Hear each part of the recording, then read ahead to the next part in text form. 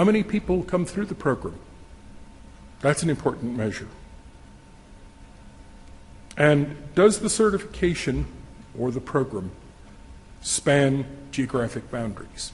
Yesterday, as part of our discussions, we talked about sharing students between King Saud University and my university and Georgia Tech. That will happen. It's important to share that. So the prudent manager, the prudent buyer, the prudent academician will lend credence to things that are broad spectrum, that have been there for a while. And there are lots of them. It's growing. So, I bet you they want me to move this over here if I do this. We have an international problem that we share. We have to make all of this fit together. The international problem involves government, industry, and academia.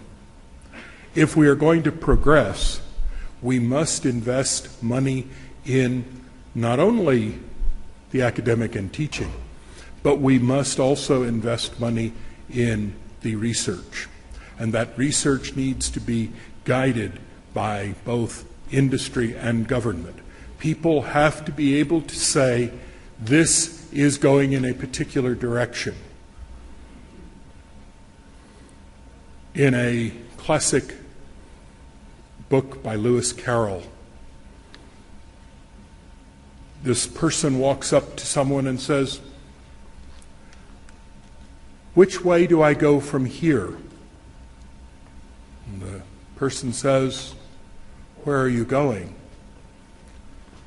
And the questioner says, "I don't know."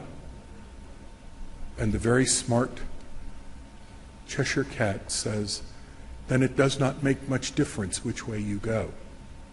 What has happened here is King Saud University has said, we have to have a direction. We have to have a business model. We have to grow. And in fact, all of the complaints about how the U.S. Centers of Excellence program has worked are all very good. In fact, I agree with most of them. In a pure sense, it failed. But you know what it did most importantly, and what my colleagues here have done, is they've set a direction. They've said, we are going in this direction. And will you please come with us? Because now it does matter which way we go. You have a vast critical infrastructure supported by electronics. I like to drive my car. I like to have oil. But in the final analysis, the oil that I burn is there because a very delicate, brittle information system runs control systems all over the world.